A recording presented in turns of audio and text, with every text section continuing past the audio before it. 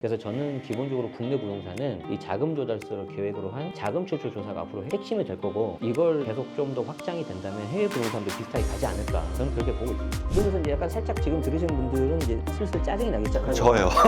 왜냐면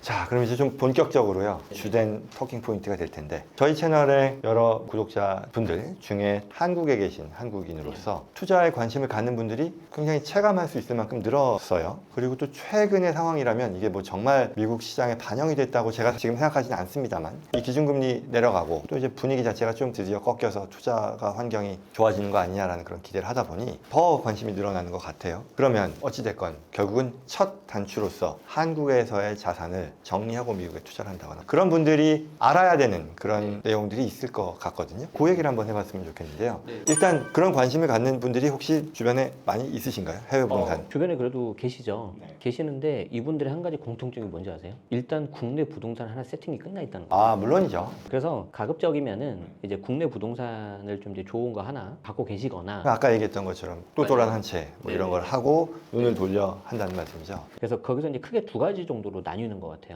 예를 들어서 내가 이제 중심지 하나 주택을 가지고 있다면, 아파트를 가지고 있다면, 그 다음에 국내에 있는 상업용 부동산 있죠. 좀 금리가 이제 아직은 반영이 되고 그러진 않았지만 어차피 이제 큰 방향에서 좀 내려갈 거라고 생각을 하니까 그런 쪽에서 월세 현금을 만들려고 하시는 분들이 한 부류가 계시고, 아니면 우리가 글로벌리하게 봤을 때 어떻게 보면 한국에서 상급지가 지방하고 서울이 있으면 서울이고, 서울에서도 강북보다는 강남인 것처럼 글로벌리하게 보면 그래도 한국보다는 예를 들어서 미국 같은 곳, 그런 약간 선진국이 좀 더 낫지 않겠냐. 그래서 이제 그런 쪽으로 이제 눈길을 돌리시는 분들이 계시더라고요. 일단 똘똘한 한 채를 확보하고 거기서 다음 투자로 고려를 할 때 부동산이라면 이게 상업용 먼틀리 렌탈이 나오는 그런 쪽으로 가는 쪽 한 부류, 그리고 또 해외로 눈을 돌려, 특히 이제 미국 같은 경우는 뭐 달러 베이스 자산이기도 하고 뭐 여러 가지가 있으니까 그런 분들이 또 보인다. 이제 제가 좀 추천을 드리고 싶은 게 법인에 대해서 좀 아셔야 될 것 같다. 미국 부동산 투자하는 입장에서도 이게 한국인 개인이 그냥 미국에 뭐 송금을 해서 부동산을 사는 그게 아니라 한국의 법인화를 한 뒤에 그 법인이 투자하는 그런 방식으로 한다, 그 얘기인가요? 네, 그게 좀 좋을 것 같다고 생각이 드는 게, 예를 들어서 이제 처음에는 좀 물론 어려울 수 있지만 나중에 이제 잘 현금 흐름이 좀 잘 나오고 이자 비용을 넘어서까지 플러스가 되고 하면 이제 법인이 계속 이제 실적이 쌓이잖아요. 그러면 거기에는 돈을 내가 이제 나한테 이렇게 빼올 수가 있지 않습니까? 급여나 배당으로. 물론 이제 급여나 배당으로 빼올 때 그게 국내에 있든 해외 미국에 있든 나의 개인 소득하고 또 합산은 돼요. 그렇기 때문에 거기에 대해서는 여러분들이 이제 종합과세 든다는 건 당연히 알고 계셔야 되는데, 그렇게 했을 때라도 이제 활용할 수 있는 방법이 훨씬 많다는 거죠. 예를 들어서 너무 세금이 많이 나오지 않은 선에서 좀 약간 자른다든지, 법인에서 내 개인으로 빼왔을 때 너무 많이 빼오면 내가 개인 종합소득세가 너무 많이 나오잖아요. 그리고 법인에 너무 많으면 또 법인세가 많이 나오잖아요. 그럼 이제 둘 간에 어떤 적정 밸런스가 있을 거 아니에요. 그게 대략적으로 한 1억 한 2천에서 2천 정도가 돼요. 그래서 이런 것도 좀 참고하시면서 나중에 내가 어떤 식으로 현금 흐름하고 시세 차익을 가져갈 거냐, 그런 부분들로 요즘들 많이 고민하시는 것 같아요. 그런 상황이라는 건 또 처음 알았네. 자, 그러면 그 밖에요, 개인보다 법인을 한국에서도 하는 것이 여러모로 유리하다, 이해했고, 그러면 송금이라는 면에 있어서 우리가 또 고려해야 되는 것도 자금 출처 확인해야 되는 것, 그런 부분들을 많이 또 관찰하셨을 것 같아요. 이건 확실히 있는 것 같아요. 지금 국내 부동산 같은 경우도 가장 이제 앞으로 계속 이제 트렌드가 되는 게 아마 자금 출처 조사가 될 거예요. 이미 국내 같은 경우에는 아마 미국 기준에서는 조금 약간 당황하실 수 있을 건데, 규제 지역 같은 경우 있잖아요. 현재 강남 3구하고 용산 같은 지역. 이 경우에는 거래 금액이 뭐가 되든지 간에 자금 조달 계획서를 써야 돼요. 이게 약간 어떻게 보면은 일종의 허가장이에요. 1차 필터예요. 어떤 식으로 내가 자금을 조달했다 또는 할 것이다를 통해 구입자로서의 자격을 평가한다. 맞아요. 아이고. 이게 약간 어떻게 보면 자기 검열? 여기서 벌써 이제 1차 그게 되는 건데, 그걸 누가 허락하는 거예요? 국가가? 예를 들어서 내가 규제 지역에 있는 걸 사잖아요. 그럼 자금 조달 계획서를 이렇게 써가지고 제출을 해요. 누구한테? 지자체, 해당 지자체. 그러면 해당 지자체 공무원이 이걸 봅니다. 공무원이 봐서, 야, 이거 제네시스 박 이거 20억짜리를 산다는데, 야, 이거 금액이 여기서 뭐 3억을 어디 주식을 팔아서 조달한다는데 나 못 믿겠어, 얘. 그럼 저한테 소명 연락이 와요. 이거 진짜 하는 거 맞아요? 그게 판도라의 상자가 돼버릴 수 있다? 그렇죠. 세무조사? 네. 자, 그러면 여기서가 중요한데, 지자체 공무원한테 연락이 오잖아요. 그럼 내가 이거를 열심히 소명을 해줘야 돼요. 저 정말 3억을 마련할 수 있습니다. 근데 여기에 대해서 뭔가 제 말이 안 먹히잖아요. 그러면 이걸 전문가한테 보내버려요. 세무서에 보내버려요. 아, 지자체 공무원이? 네, 그러니까 1차 필터를 지자체에서 하고, 여기서 뭔가 이슈가 있거나 그러면은 관련된 부서로 보냅니다. 그러면 구입하려고 했던 사람은 그냥 백아웃 할 수도 있어요? 알았어, 그럼 나 안 할게. 아니, 못하죠. 왜냐면 이미 나 계약서도 썼고 썼고 자금 조달 계획서 해가지고 했으니까. 그럼 이제 내 계약이 틀어지는 거죠. 아니 근데 그러면은 최소한 내 돈이 이렇게 조성이 됐으니 이 금액까지에 대해서는 살 수 있게 해줘라는 거를 해주는 그런 절차는 없어요? 이렇게 볼 수는 있겠죠. 아까 제가 규제 지역은 금액 상관없이 전부 다 내야 되고요. 비규제 지역, 규제 지역이 아닌 곳은 6억 이상인 경우에 됩니다. 그러니까 그 밑으로는 괜찮다는 거죠. 자, 그러면 우리 국내 분위기가 이런 거란 말이에요. 이제 이 자금을 내가 해외로 보낼 때 굉장히 이제 국제 조세 간에 자금이 왔다 갔다 하는 것에 대해서 이슈가 있을 수 있잖아요. 그래서 저는 기본적으로 국내 부동산은 이 자금 조달서를 계획으로 한 자금 출처 조사가 앞으로 핵심이 될 거고, 이걸 계속 좀 더 확장이 된다면 해외 부동산도 비슷하게 가지 않을까, 저는 그렇게 보고 있습니다. 지금도 해외에 송금을 할 때에는 자금 출처 확인서를 하죠. 해외 부동산 투자가 더 본격화되고 이게 더 늘어나서 국가 차원에서 이게 이래도 되나라는 판단 내지는 그런 생각, 관심을 받기 시작하면 이 송금에 있어서의 리스크가 더 커질 여지가 있겠다라는 그 얘기겠네요. 자, 그러면 제가 이거 궁금해 했었던 건데요. 미국에 부동산 투자를 하면 한국은 전세가 있지만 미국은 없단 말이죠. 거의 예외 없이 이게 뭐 땅 사는 게 아니고서야 뭐 심지어 땅도 마찬가지겠지만 월세 수입을 낸단 말이에요. 그랬을 때 이 한국 투자자들, 미국 부동산에서 발생하는 어떤 임대 수입이 어떻게 과세가 됩니까? 한국에선? 아까 말씀드린 것처럼 만약에 미국에 있는 그 월세 수익이 법인으로 받았다. 그럼 그 법인 거겠죠. 근데 그 법인에서 계속 유보금으로 쌓여져 있고 돈을 인출을 안 한다면 법인에 대해서 과세되었으니까 끝나는 거고, 만약에 내가 개인으로 곧바로 받은 월세 수익이다. 그러면 이제 종합과세 되는 거죠. 국외에서 내가 하고 있는 거니까. 그러면 이게 투자 주체가 한국 법인이면 당연히 한국 법인이 받아들이는 월세 수입에 대해 한국에서 과세를 하겠는데요. 미국 법인이면요? 미국에서 과세가 되겠죠. 물론입니다. 물론인데 이게 계속해서 유보가 되면 한국에서는 그거는 미국 법인이 미국에서 과세되는 그 활동과 관련해서는 디비던드로 빠지지 않는 이상 한국에서는 과세를 안 한다. 제가 알기로는 그래요. 근데 거기서 이제 돈을 빼오는 순간 이제 되겠죠. 그렇겠죠. 미국은 왜 그러냐면 이게 조금 구분이 있어요. 한국에서도 예를 들어 마찬가지 똑같은 상황을 한다고 칠게요. 미국 사람이 한국에 어떤 상가 건물을 투자를 해서 월세를 받는데 내가 직접 투자하면 당연히 그거는 미국에서 과세가 되는 것이고 한국에서도 과세가 되겠지만 뭐 외국세 공제 뭐 이런 거 하는데, 근데 법인으로 투자를 해요. 한국 법인을 설립해서 하면 이론상 법인은 이제 법인격 별도의 어떤 그 주체이기 때문에 배당을 받지 않는 이상 과세가 안 된다가 맞긴 한데, 그러다 보니 이 제도를 말하자면 뛰는 놈이 나는 놈이 되기 위해 법인으로 한단 말이에요. 근데 또 이제 걷는 사람 위에 뛰는 사람이 나는 사람이 있듯이 미국 법은 이러한 법인 설립을 통해 실질적으로 해당 투자 자산에 대해 뭔가를 액티브하게 하는 게 있으면 비과세를 해주고요. 배당 받을 때까지. 그게 아니라 단순 임대소득인데 단순 임대소득에서 네가 개인적으로 받아도 되는데 그냥 법인 하나 씌워가지고 하는 거면 일부러 너 유보시키고 과세 이거 2월 하려고 그러는 거지 인정 안 할 거야 라는 그런 법이 있거든요. 그래서 결국 이 법인이 얼마나 액티브한 부동산 자산을 관리하고 뭐 하는지가 설득력이 있어야 된다는 조건이 있는데 한국에도 그런 게 있나 싶어서 지금 물어봤어요. 굉장히 좋은 걸 말씀해 주셨는데 올해 세법 개정안에 그게 올라가 있어요. 아, 그래요? 비슷한 게. 그래서 어떤 거냐면은 부동산 임대업이 주 수입원이라든지 아니면 임대 배당 그게 매출의 50%라든지 그리고 특수관계자 지분이 얼마 이상이라든지 그런 경우에는 남아있는 금액에 대해서 과거에는 유보소득에 대해서 이 실현에 대해서 과세를 할 뻔 했었고요. 내년에는 뭐가 올라가냐면은 현재 지금 법인세 최저세율이 9%거든요. 과표 2억까지. 그리고 2억 넘은 거에 대해서 이제 19%인데 밑에 9% 구간 없애고 최소 19% 매기겠다 있어요. 부동산 매매 임대 수익이 주 수입인 경우에 그게 아까 말씀하신 약간 그 액티브한 게 아니고 약간 좀 그 패시브라고 해야 될까? 약간 그 소극적인 그런 부분에 대해서도 이제 세율을 올리겠다. 그러면 이제 1년에 한 2천만 원 정도 이제 세금 부담이 더 올라가는 거죠. 국내 법인 같은 경우에. 그러면 보시기에 앞서 물론 답을 해주시긴 했어요. 그러니까 똘똘한 한 채 그 이후에 선택사항이다 일 텐데 개인적으로 본다면 여러 고려의 요소들이 있잖아요. 해외 투자를 통해서 다이버시파이를 한다, 다각화를 한다는 것도 있고 이 국내에서의 어떤 전체 경제 상황에만 포커스 되는 게 아니라 또 달러 베이스의 자산으로 투자한다. 뭐 여러 가지 의미가 있을 텐데 그랬을 때 똘똘한 한 채가 있는 사람이 한국 부동산 추가 또는 미국 부동산 또는 미국 기타 투자 어떤 쪽이 더 개인적으로 이걸 이제 제가 미국 부동산을 투자를 해보고 비교해서 정확한데 그 부분은 좀 고려해서 들어주시고, 예를 들어서 시세 차익용 똘똘한 거 하나, 이거는 시세 차익용이에요. 그리고 내가 만약에 월세를 받을 수 있는 어떤 수익형 부동산이 국내에 있다 그러면 이미 어느 정도는 갖춰졌잖아요. 그러면 그 다음엔 저는 달러 베이스로 갈 겁니다. 말하자면 안정적인 이런 것들을 확보하기까지는 국내에서 위주로 하되 현금 흐름이 안정적인 내가 필요로 하는 그게 어느 수준이건 간에 개인차가 있겠습니다만 그게 됐다면 추가의 어떤 투자 자금을 활용해서는 하겠다. 하겠다. 네. 자, 그럼 이제 다음 주제예요. 또 이전 주제 못지않게 큰 내용일 텐데요. 한국의 투자에 대해 관심을 갖는 미국 사는 교포분들이 계시단 말이죠. 여기민을 갈 생각으로 하시는 분도 계시겠으나 그것뿐만 아니라 미국에 있으면서도 추가의 어떤 투자 기회로서 한국 투자 시장을 관심을 갖고 본단 말이죠.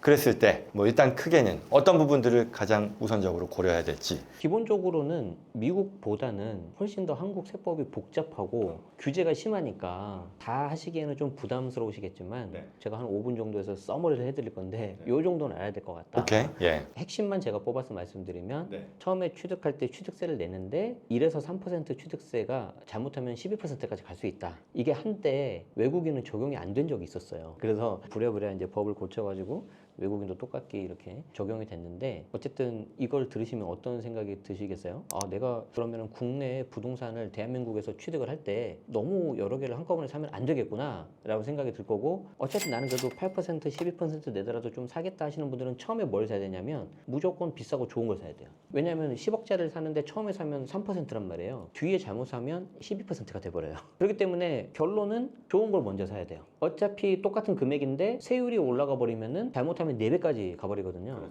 1%면 잘못하면 12배가 돼버리는 거고. 그러니까 처음에 살 때 좋은 놈을 먼저 사야 된다. 처음에 살 때 비싼 거 그리고 좋은 거. 근데 좋은 건 어디에 있냐? 역설적으로 현재 규제 지역, 조정 대상 지역이라고 하는 서초, 강남, 송파, 용산 여기를 먼저 사셔야 됩니다. 그러면 더 넘어가기 전에 잠깐 스텝백해서요. 한국 부동산 투자의 장점이 뭐예요? 그래서 제가 오히려 이거는 대표님한테 여쭤보려고 그랬는데 제 주변에 미국에 계시는데 한국 부동산을 살려고 하시는 분들은 뭐가 있었냐면 내가 미국에 살아봤는데 미국보다 한국이 더 발전이 될 것 같다 이러신 분들은 없었어요. 한국에 뭔가 이렇게 적을 두고 있다는 거죠. 그래서 한국에 가족이 일부 남아있거나 아니면 내가 한국에 부동산이 남아있거나 그런 경우에 이제 한국에도 좀 자산을 갖고 싶다. 미국이 어느 정도 해놨으니까 그러신 분들이 많았어요. 그 말씀은 어떤 일반적인 시장의 어떤 성장 가능성에 대한 긍정적인 전망으로 투자하는 사람들보다는 가족 간의 인연이라던가 아니면 특별한 어떻게 보면 이런 거죠. 내가 좀 더 아는 곳이야 여기가. 그게 첫 번째고 적은 비중이긴 한데 방금 말씀하셨던 거 있죠. 시장 자체는 미국이 좋긴 한데 그래도 한국을 수익률적인 걸로 보는 거예요. 왜냐하면 어떻게 보면 우리가 이제 한국만 놓고 봤을 때 서울 중에서도 이제 강남이 이제 가격이 가장 비싸잖아요. 아파트가 거의 평당 지금 1억이 넘었단 말이에요. 이제 조만간 2억을 만약에 간다고 해볼게요. 자, 그러면 내가 강남에 있는 아파트를 지금 만약에 산다고 하면 어떤 안전 자산으로서는 좀 괜찮을 수 있는데 수익률적인 걸로 보면은 수익률이 그렇게 높진 않겠죠. 그런데 강남은 아닌데 중상 정도 되는 입지를 사면 수익률은 괜찮을 수 있어. 그럼 미국 입장에서 봤을 때는 미국이 강남격이잖아. 어떻게 보면 글로벌리하게 보면 얘가 맨 처음에 쭉 치고 나가는 거잖아요. 그러면 그 뒤에 다른 시장들을 봤을 때 야, 뭐 뉴욕에 어떤 거는 뭐 3천억 이러는데 얘는 아직 100억도 안 해? 야, 그럼 이거 싼 거 아니야? 이렇게 될 수 있다는 거죠. 이렇게 보시는 분들 일부 계시긴 계세요. 그런 기회를 보고 들어올 수도 있겠다. 당연히 그렇겠네요. 어떻게 보면 하이 리스크 하이 리턴이 될 수도 있는 건데 좋습니다. 그러면 그러한 장점을 바이해서 투자를 한단 말이에요. 그랬을 때 이제 첫 번째로 고려해야 되는 것이 이게 똘똘하고 좋은 거 그걸 해야 취득세에 있어서의 손해가 없다. 그냥 무조건 처음 1번을 조정으로 가시고요. 그 다음에 비싼 걸 사버려야 돼요. 자, 그러면 그 전에 내가 뭘 정해야 돼요? 내가 한국에 와서 몇 채를 투자할지 먼저 정하셔야 돼요. 자, 만약에 내가 2채를 한다. 그럼 내가 1번하고 2번 2개를 산다고 했었잖아요. 그럼 제가 어디를 먼저 사야 된다 그랬어요? 조정 대상 지역을 사야 된다 그랬잖아요. 조정 대상 지역이 서초, 강남, 송파, 용산이잖아요. 여기를 먼저 사는 거예요. 자, 그 다음에 두 번째로 어디 사냐면은 그 다음으로 좋은 곳인 뭐 마포, 성동, 강동, 뭐 동작 이런 데 사는 거예요. 그런 데는 1번 지역을 두 채 사는 게 아니라 2번을 하는 이유는 어떤 성장 가능성 면에서의 성장 가능성도 있고 취득세 8%를 내기 싫으니까 얘는 1에서 3%만 내면 되거든요. 그렇지. 그런데 나는 자금 있어 충분해. 그러신 분들은 서초, 강남, 송파, 용산에서 2개를 살 수도 있겠죠. 2개를 살 수도 있는데 이 조정 대상 지역에서 두 채 사는 경우는 제가 많이 못 봤고요. 여기서도 오히려 더 뭉쳐서 하나를 오히려 사버려요. 뭉쳐서 한다. 그거 이해했어요. 자, 그러면은 취득세만 놓고 보니까 하나 아니면 2개죠. 자, 그럼 그 다음에 보유세. 보유세도 이제 한국은 종부세가 좀 세단 말이에요. 근데 종부세가 세 채부터는 조심하셔야 돼요. 그리고 그 세 채의 전부 시세가 한 40억 정도가 넘어가면 제가 계산해 보니까 이제 종부세 중과라고 해서 좀 세금이 올라갑니다. 그러니까 나는 이걸 피하고 싶어. 그러면은 그냥 하나나 2개만 사는 거예요. 그리고 이제 양도세가 제일 세금이 세잖아요. 미국은 더 비슷하거나 높은 자산 사면 2월이 되잖아요. 근데 국내는 그런 게 없어요. 왜냐하면 국내 세법은 기본적으로 2주택자부터 투기소유로 본단 말이에요. 그러면 사람들이 1주택은 어지간하면 비과세를 다 받을 수 있어요. 그리고 2주택 같은 경우라도 3년 내 처분한다든지 몇 가지 특례를 활용하면 또 비과세 받을 수 있어요. 근데 3주택부터는 이게 방법이 거의 없어요. 그러면은 결론이 뭐예요? 양도세도 하나 아니면 두 개죠. 자, 그럼 이걸 다 통틀어 보세요. 취득세, 종부세, 양도세 다 통틀어 보면 하나 아니면 두 개예요. 규제 지역을 먼저 공략하는 게 유리할 수 있다. 그러면 이게 지금 말씀하신 이 규정들은 네네네. 해외 외국인들에게도 동일하게? 네, 동일하게. 동일하게 적용되는데 이제 제가 한 가지 재밌는 사례를 알려드릴게요. 이분은 어떤 케이스였냐면 아까 제가 말씀드렸던 한국에 적을 두고 계신 분이에요. 여성분이셨는데 본인은 미국 영주권자, 그리고 남편은 미국 시민권자, 그러니까 외국인이에요. 미국인이에요. 그러니까 당연히 이제 밑에 둘 자녀는 미국 시민권자겠죠. 거기서 태어났으니까. 그래서 4인 가족이에요. 4인 가족인데 이분이 한국에 이른바 똘똘한 한 채를 갖고 계세요. 그래서 이미 똘똘한 한 채가 돼 있으니까 여기서 이제 하나 두 개 좀 더 사서 뭔가 이게 월세도 좀 받고 자녀들한테 나중에 중장기적으로 봤을 때 증여도 좀 하고 싶은 거예요. 물론 미국 부동산을 더 사도 되는데 어쨌든 그분의 니즈는 한국에 내가 조금 더 사고 싶다 이거였는데 한남동을 갖고 계시니까 주변에 뭐 이태원이라든지 뭐 용산 인근으로 다 알아보시더라고요. 그래서 이제 아까 말씀드린 것처럼 취득세 똑같이 8% 12% 들어가거든요. 그런데 이거를 그냥 매수하시려고 하시더라고요. 그래서 제가 처음에는 좀 걱정이 돼서 여쭤봤어요. 그럼 이걸 왜 사세요? 했더니 내가 아는 동네고 내가 인테리어를 좀 할 줄 아는데 나 월세 이 정도 받을 수 있다는 거예요. 여기서 월세가 나와버리는 거예요. 그래서 어느 정도 나올 것 같아요 했더니 딱 들어보니까 나쁘지 않더라고요. 그리고 여기서 이제 제가 팁을 하나 드릴게요. 처음에 8%를 내가 내고요. 한 10억짜리 집을 사요. 그 다음에 뭘 사냐면은 오피스텔을 사버리는 거예요. 자기가 월세 받을 자신이 있으시면. 오피스텔은 주거용으로 쓴다 하더라도 그냥 4.6% 나옵니다. 규제가 안 들어가요. 근데 오피스텔을 내가 만약에 먼저 사버리잖아요. 그러면 얘가 취득세, 주택수에 들어가 버리기 때문에 뒤늦게 사버리는 10억짜리 아파트가 12%가 나와버릴 거예요. 그러니까 계속 똑같은 말인데 순서가 너무 중요해요. 그러면서 이제 약간 살짝 지금 들으시는 분들은 이제 슬슬 짜증이 나기 시작하죠. 저요. 왜냐면 미국 이런 거 없잖아요. 그냥 사면 되잖아요, 맞죠? 이게 말씀 끝나면 하려고 했던 네. 얘기인데 이 규제 지역, 조정 지역, 규정 법이 너무너무 복잡한 것 같고 경우의 수가 너무 많이 나오는 거예요. 그리고 아까 얘기했던 이 분도 한남동 말씀하신 분도 본인이 그 지역이 익숙하고 이쪽에 하다 보니 물론 어떤 투자관 간에 그 지역과 그 대상을 잘 알아야 된다는 건 분명하긴 하겠으나 그래도 지금 이러한 허들들을 다 넘어서면서 투자를 하려고 해야 될 테니 제가 저의 솔직한 느낌은 미국인으로서 차라리 그 돈으로 한국 투자하는 거는 쉽지 않겠네 생각이 드네요. 굳이 이걸 좀 제가 변명이 아니라 이해하고자 한다면 한국 법이요. 저도 한국에서 학교 나오고 했으니까 네네. 이런 관련 법들을 공부했었고 또 미국에서 또 법을 공부를 했으니까 좀 더 기술적인 내용들, 구체적인 어떤 규정 이런 부분들이 더 자세하고 네. 뭐 그런 경향은 있는 것 같습니다. 미국은 그렇지 않거든요. 그런 것도 있고 아까도 잠깐 말씀드렸지만 이 부동산 세금이나 이런 세법 이런 거 정책을 그 법리대로 가야 되는데 이걸 너무 약간 집값 잡는 수단으로 활용을 했다. 그게 좀 아쉽다. 알겠습니다. 오늘 즐거웠습니다. 여러 가지 어떤 정부 정책에 대한 것도 제가 이렇게 좀 차분히 생각해 볼 기회도 됐었고요. 그리고 한국인들이 한국에서의 투자, 그리고 미국으로의 투자, 또는 미국인들이 또는 미국 교포들이 한국으로 투자하는 데 있어서 고려해야 되는 그런 사항들 지금 상황에 또 비추어 봤을 때 어떤 규정들이 적용된다는 것까지 정말 실속 있는 정보들 얻을 수 있는 그런 시간이었습니다. 끝으로 또 그럼 해주시고 싶은 말씀 짧게 해주신다면 이 영상을 보시는 분들은 그래도 이제 부동산, 자산 그리고 미국, 뭐 한국 이게 다 관심이 있으신 분들이시잖아요. 그렇기 때문에 여기에 대해서 어떻게 이제 본인들이 갖고 있는 자산을 잘 포트폴리오를 짜서 지금 나도 좀 편하는 게 좋지만 나중에 이제 그 후손들한테 어떻게 좀 잘 물려줄까 이런 거 많이 고민하실 것 같아요. 그래서 미국은 저희 이제 본청 변호사님께서 잘 해주실 거니까 이쪽으로 가시면 되고요. 한국 같은 경우에는 이 시장을 한 10년 정도 지켜보면서 제가 느낀 거는 너무 요즘에는 좀 무리 안 하셨으면 좋겠다. 뭐든지 내가 막 비과세도 받고 감면 혜택 다 받고 다 이렇게 해가지고 어떻게든 막 하시려는 분들이 계시는데 뒤에 보니까 다 잡아내더라고요. 길게 봤을 때 원칙대로 하시는 게 좋고 너무 뻔한 얘기지만 성실납세가 최선이다 뭐 이런 말이 있잖아요. 그 말이 진짜 맞는 것 같아요. 길게 봤을 때. 그래서 좀 그런 거 너무 무리하지 마시고 투자라는 게 하다가 보면 안 되는 경우도 있잖아요. 속상해하지 마시고 기회는 또 계속 옵니다. 이게 귀한 시간 내주셔서 불러주셔서 고맙습니다. 감사합니다. 오늘도 아주 즐거운 시간이었습니다. 저는 그러면 다음 또 대신 만나드립니다. 시간에서 찾아뵙겠습니다. 감사합니다.